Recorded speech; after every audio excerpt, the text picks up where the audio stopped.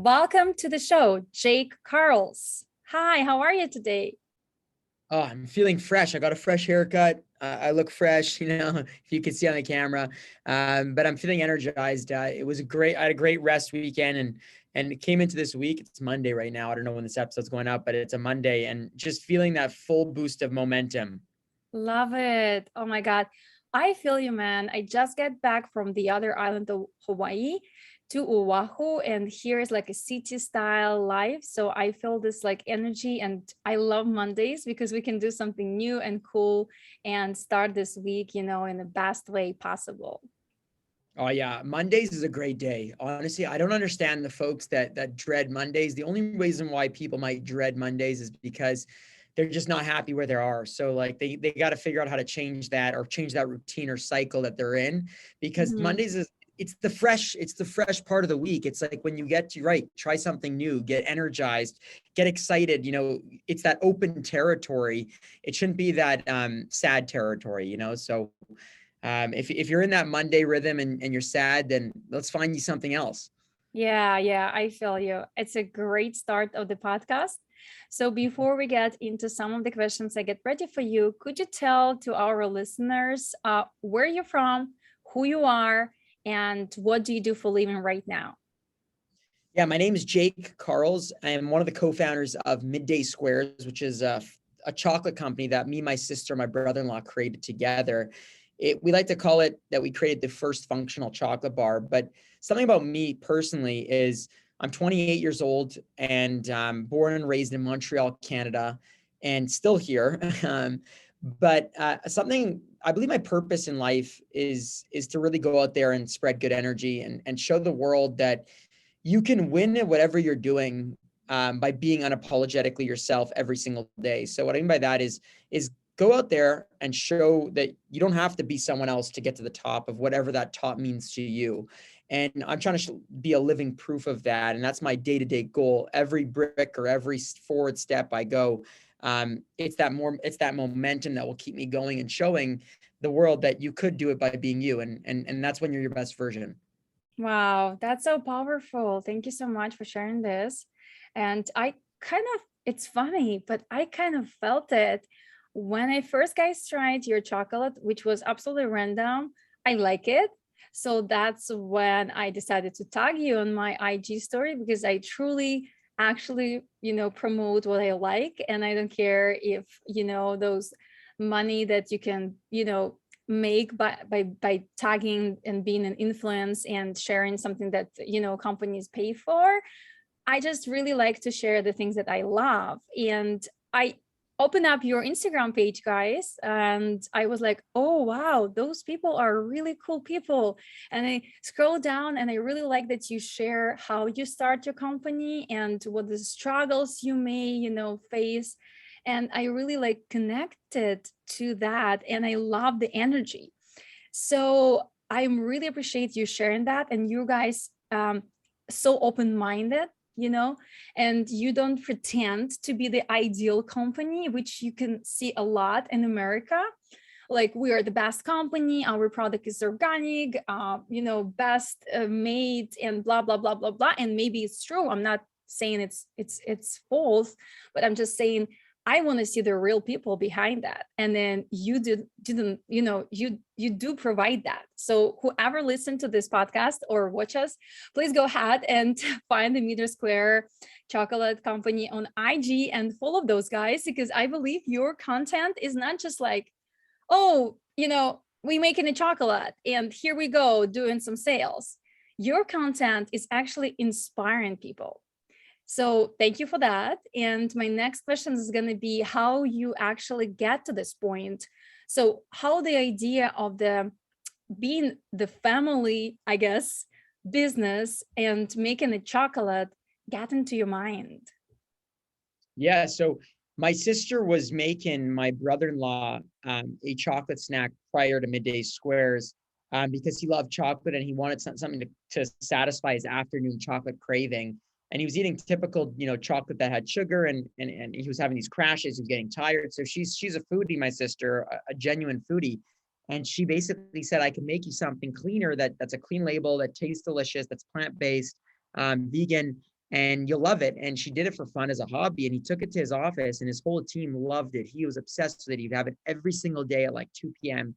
And then he ended up selling out of that company that he was at, his software company. And my sister ended up closing her fashion company at the time.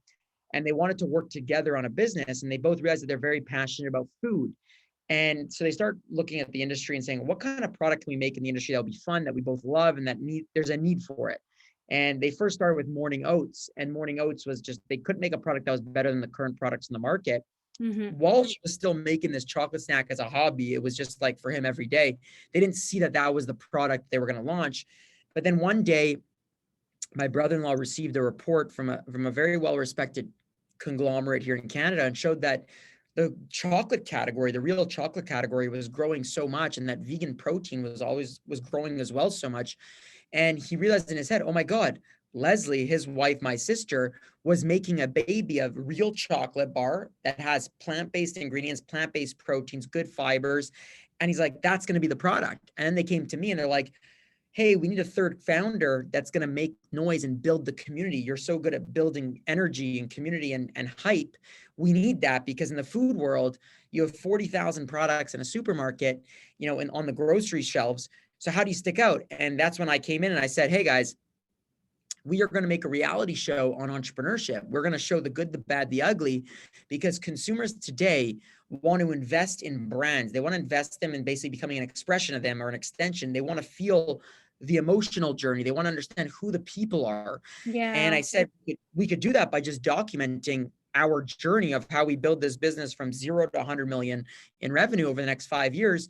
And that's when I took out my iPhone and started filming everything. And I mean, like everything, crying, breakdowns, milestones, successes, moments that are completely chaotic. And the consumer then became very involved in the Midday Squares journey. And then when they now see the product on the grocery store shelf, it pops, because they say, oh, I know Jake, Nick, Leslie, and the Midday Squares team. I love them.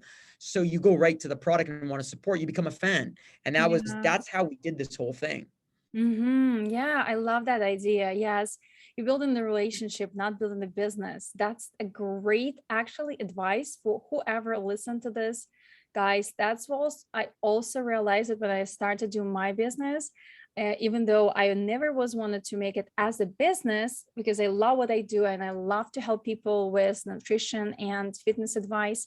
But I quickly realized that only by building the relationship with people, you can actually sell something. If you are just trying to sell, you're never going to make it on this world. I mean, okay, let me correct myself. I would say never say never, right? Maybe someone is successful in this, but I believe that making a relationship is the best. And that's exactly what I felt by actually trying your chocolate, guys. It's almost like, even if it's made with love, I think. And I definitely love it and recommend it to anyone who listened to this to try it.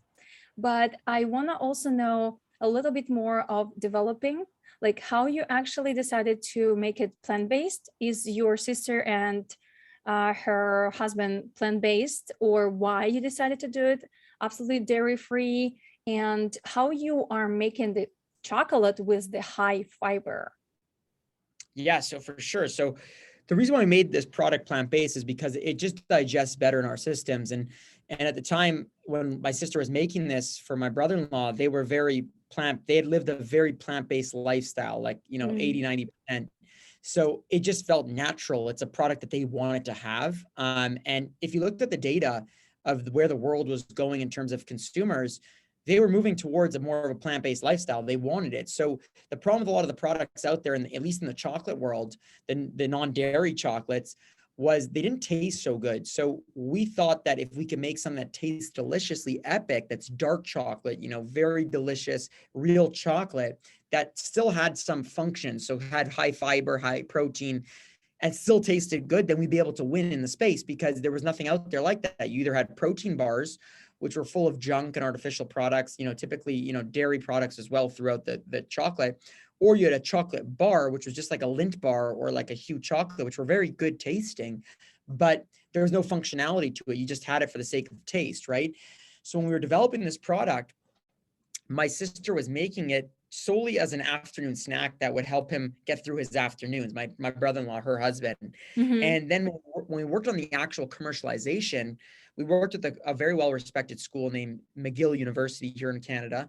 Their food Mm-hmm. and science team basically helped commercialize the product in the sense of get the macros where we wanted to get them. So a certain amount of fiber, a certain amount of protein, and a certain amount of high fats that we want. And that was difficult. That took 8 months of development just to get the right product. So we did 69 trials before we launched our first product. And it took a lot of time because, again, when you're using a lot of plant proteins like hemp, they don't taste good by itself. And when you mix it with chocolate, the chemistry is not always great. So you really have to work on other beautiful ingredients or delicious ingredients to make it taste good. But again, we don't want to use anything artificial or anything that's considered junk or preservatives. So we kept everything all real and natural. And our R&D team is extremely talented, I would say. And we're going to continue to keep delivering delicious functional chocolate bars that are fully plant-based. That's amazing. I want to point that you said you guys made a 60 something trials. So for anyone out there, I always say at least I tried 10 times. And if after 10 trials, you will not going to be successful, come back and say to me, oh my God, I tried 10 times and it didn't work out. But you did it 60 something. So I just really love it. And I want to point on that for all the folks out there who are wanted to do something and then they like try once or twice and then give up. So 60 something trials, and then you create this successful company and amazing taste of the chocolate. And I know it's just a couple of the flavors. I guess you have 4 flavors right now, right? We have 3 and we're launching a 4th one in the coming months. So we have Nice. a fudge, yeah, which is our original, which is basically a dark chocolate decadent fudge.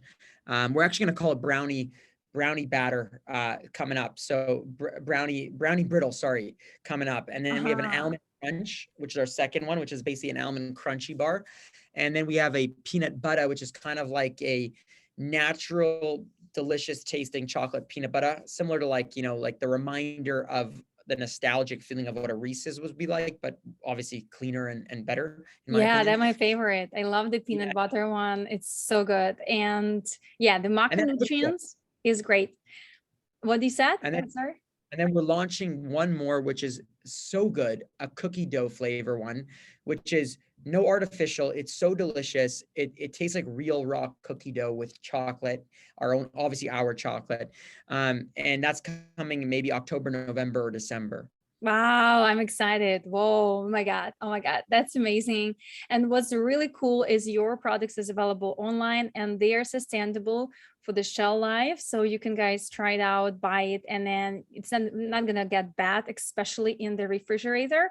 But I just want to mention, guys, and shout out, thank you for being so much open worldwide right now, because I was connected with you online and I got my chocolate, but I moved to Kauai, which is a small island for some who don't know of Hawaii.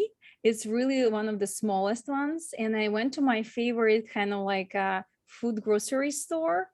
And I walk around the refrigerators and I see the midday squares on Kauai.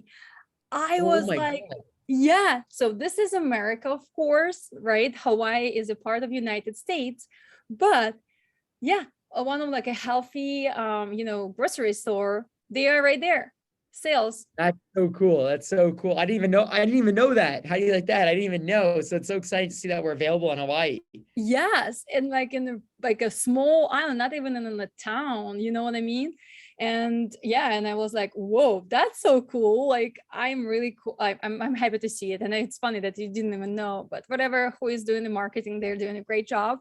If we are bringing a product to small islands, like it's amazing. It's important. We want to get everyone some delicious functional chocolate bars. Everyone deserves it. Yeah, and I want to also ask about a small part of like seeing on a package that is satisfied the hunger. So could you explain a little bit more about that? How is that supposed to work? Because if you think about that, it's a chocolate bar, yes, healthy version, but you want to eat it more.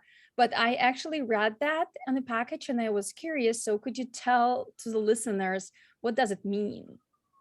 Yeah. So we realized that over time, when we started this company, we wanted to make it like I said, a chocolate bar that had functions similar to a protein bar, but it was less protein and more on the chocolate indulgent side.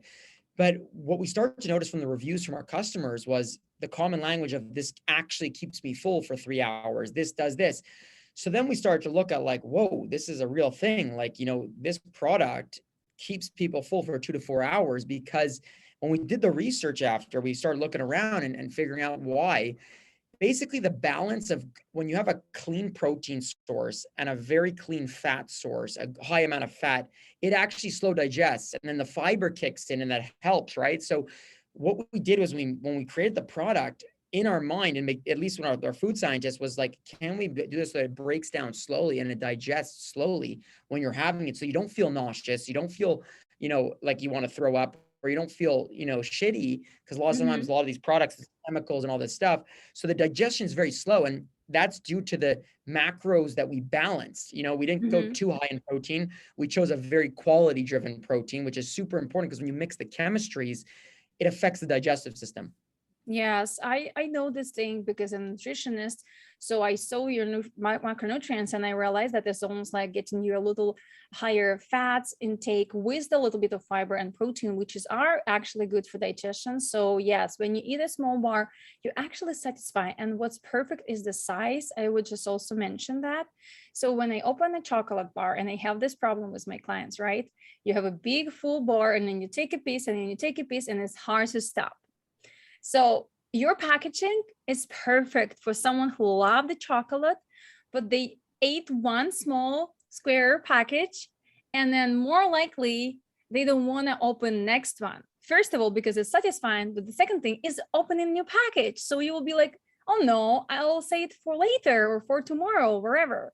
So idea of the small squares is really cool. So thank you for that, guys. And yeah, it's really like keeping my clients of not wanting to eat more when it's available and it's open, right? It's almost like when you buy those peanut butters in the small packages. Sometimes I like it to buy it for traveling, but if you are a really peanut butter lover, you will just eat a small package and not gonna keep going with a big jar, right?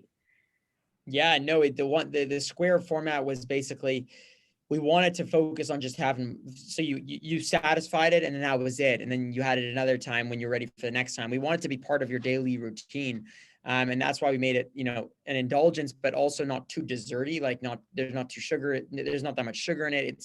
It's all natural and not too sweet, so you get it like, you're like, okay, I had this at 2 o'clock, 3 o'clock in the day, and that gets me right to my dinner or my gym session, and that's really what we built it for. Yes, amazing. Yeah, really great product. I want to know a little more about what struggle you may face when you was doing those. Because again, I know a lot of people who want to open their businesses and they're passionate about something, but never actually make it. So how you are actually make it work? What would you say was the biggest struggle in the business? So what continues to be the biggest struggle is building out this factory. So when we started, we were making these squares in our condo kitchen, and the three of us were literally hand making them, rolling them out, mixing the product. We were able to do like 60 to 80 bars a day over like a 5 hour span, and then we'd actually go hand deliver it at night. But we went to basically in food and beverage companies, most brands, what they do is in order to scale the companies from the condo kitchen or the garage, is they need to go to a co-manufacturer, a third party manufacturer. So you have a bunch of these across Canada, US, Europe, that basically take your manufacturing, they do it for you, they scale the product, and then you just do sales and marketing. Sounds nice. So we went to 26 of the best bar manufacturers across North America and Europe, and each one of them told us that they actually cannot recreate this product at scale. It's too difficult for their machines. Their machines aren't used to this kind of thing. And they said that we either had to change it so that it could fit to their machinery, or we'd have to buy all this machinery up, and it wouldn't even guarantee a success, and it would be a very expensive route and probably fail. So what my Wow. sister did was, she said, screw that, we're going to stay true to who we are and what we believe. And she went out and built out this factory here in Montreal, where I'm sitting in actually one of the offices behind me, sorry, in front of me, there's an entire factory. And we're almost fully automated now, 3.5 years later, where we could support up to 40,000 bars per shift. Sorry, Oh my God. 30,000 per shift. Uh-huh. And from being able to do, 80. And it's been a crazy ride, but the journey of getting there, the struggle, the costs, the times it breaks down in the middle of the night, the labor shortages, it just doesn't end. And I think that it's a very unique part in our company is being a self-manufacturer, because most food and beverage companies don't do their own manufacturing. It's all third party, right? So that's been the hardest thing that has broken us down mentally. It's exhausting, but it's also beautiful as well. So it's really cool to be able to go into a chocolate factory every day, smell it, watch it all happen, see it made from zero, from raw material, raw ingredients to becoming a full bar in one line. It's the coolest thing. Yes. Wow. I didn't even know that. This is crazy cool that you actually be able to, make it. But can I know what was that special thing that other factories could never like make in those machines? Is like the recipe or the combination between something when you're in your bars? It's the recipe and the format of the product is very difficult. We don't like to talk about it. It's almost artisanal. So it's not so scalable. That's why we haven't seen a very similar product out there yet. Because it's very difficult to figure out how to scale this. We have to build these machines custom made. They're not off the rack, right? So we have to get them made by engineers. And the reason being is, again, we use a cocoa butter base rather than a palm oil base. Most machines that love to use palm oil because it goes through their machinery. The cocoa butter makes it very hard with different temperatures, different types of machines. So yeah, this is a custom line. I think we're the only one in the world with this line currently. And yeah, it's almost like I said, an art. Yes. Wow. Well, you guys amazing that you are never give up and then you didn't step back and then you was true to yourself and was keep going. And can I ask what's helped you? Like, did your community help you? Or because it's really easy to give up. Let's say you tried 60 times and then you're like, it's not working. Or do I realize that it's not gonna work out in those factors? Like, what was keep helping you to keep going? So I 100% believe that our community has been a huge driver of support, energy, and momentum, and giving us a chance and believing in us. But I think we have a business therapist, the three of us, my partners and I, where we go to once a week, good or bad times, and having that therapist and these types of people in your corner make an entirely it makes an entire difference in the entire journey. Without those people in our corner that have been able to be sounding boards, walk us through safe conversations, have the hard conversations we need to have with each other, and become more empathetic leaders, we wouldn't be here today. I can promise you that. We would have closed the business because it wouldn't exist. Because this type of business is like a pressure cooker in terms of high pressure, high stress. Food is a very difficult industry to make it in, past a certain scaling point. So yeah, I think surround yourself with the right people, and block out the noise. There's a lot of noise out there. So like, there's a lot of folks that tell you to do something this way, do that way. Every industry expert in quotation will tell you to do this, this, this, that. If you listen to everybody, you'll get nothing done. So, really build your corner tight, and that's your group.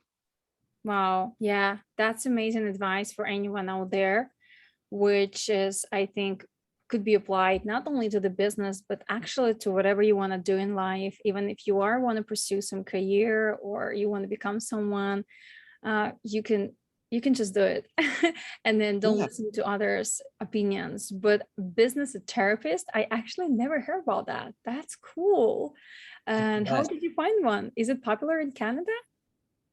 It's not popular, but I think that my brother-in-law has been in a lot of partnerships in the past, and he's worked with therapy, and it helps you have hard conversations in a safe zone where you don't let animosity build up, you don't let tension get out there. You have the conversations and you learn how to communicate with each other. So we started since day one of Midday Squares every week. Whether good or bad times, we're committed to investing in our partnership, which I think a lot more companies should do. Mm-hmm. Is it right now your full-time career, your full-time work, or you do something else? I don't do anything else. I don't have time. I think yeah, it's full-time career. We're a team of 80 people. Mm-hmm. It's an every hour type of thing. There's always a problem. There's always room to grow. There's always rooms to fix things. So yeah, the entrepreneurship is tough. It's tough to focus on a lot of things. I think, in my opinion, in my experience, I can only focus on one thing at a time. Yeah, I can imagine. Oh my God, this is so hard. And I want to know, I'm sure you have something to maybe, I wouldn't say you want to change, but maybe you are can share maybe one or a couple of things you wish you had known when you are beginning your career. I think what I wish I knew early on was, as a leader, unfortunately, you need to have the courage to be disliked. And what I mean by that is not to be mean to people, but you have to have the ability to withstand that great amount of pressure and be okay with people not loving you. The reason why I say that is because if you please everybody, you're not going to go anywhere. So you please nobody in the end, right? So what I learned over the last 3.5 years is it's okay to be disliked by certain folks, and you got to sometimes do what's right and what will make this entity go further. So I think that that's super important to know is, yeah, have the courage to be disliked. If you don't, it's just, it can't grow. The companies can't grow because there's hard decisions and hard conversations that have to happen. And if you can't Mhm. have that, if you shy away or scared of having them, it will affect most definitely the entity and the people part of it. Yeah. Yeah, exactly. I cannot more agree with that. You cannot be liked by everyone. You're not a dollar to be liked by everyone, and it's totally fine. But sometimes it's really hard to deal with that pressure from outside, right? Of people who are dislike you or dislike what you do. And I'm sure in Canada or even in like all the world, it's so many different chocolate companies and different business owners that was, telling you what to do or how to pursue your business. So what advice you would give to someone waiting to pursue a career similar to yours? Like I said, block out the noise. Don't listen, really stay focused on what makes you great and stay true to that. There's so much advice out there. There's so many people to talk in your ear. Stay true to your gut. Get confidence in your gut feeling and utilize it because most of the time it's right. Love it. And what do you think was the best resources that maybe helped you along the way to build the business? I think the therapy was the number one tool that we've had. Without that, we wouldn't be here today. We would have torn each other apart, and I wouldn't have been the as empathetic, I believe, as I am today. Oh, wow. Okay, cool. And then, maybe you become right now almost like an influence to others. As I said, when I follow you IG guys, I was like, oh, this is cool. Like I'm really like those people. So like, do you have any maybe influence that helped you? Maybe some of those people who are you looking for and reach out for as an example? I look up to Elon Musk, and why I look up to him is because um, he's changing the world with the products he's making, but forget about that.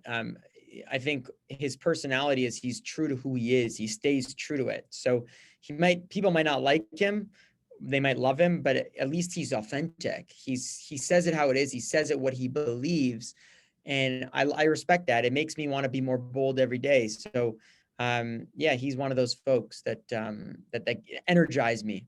Love it. Okay. And I have to ask you the last question that I ask everyone, and this may be a hard one. What you would do if it's going to be the last day of your life on this earth? Wow. I know it's so cool, Ori. That's a wild question. If it was my last day, I I don't even know what I would do. That's crazy. I haven't never thought of that. Um, First, what's coming to your mind? yeah,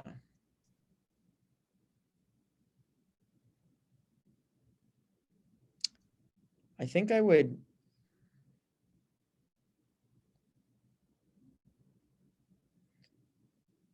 I don't even know. I can't even get the answer to it because I have never That's thought of it. But awesome.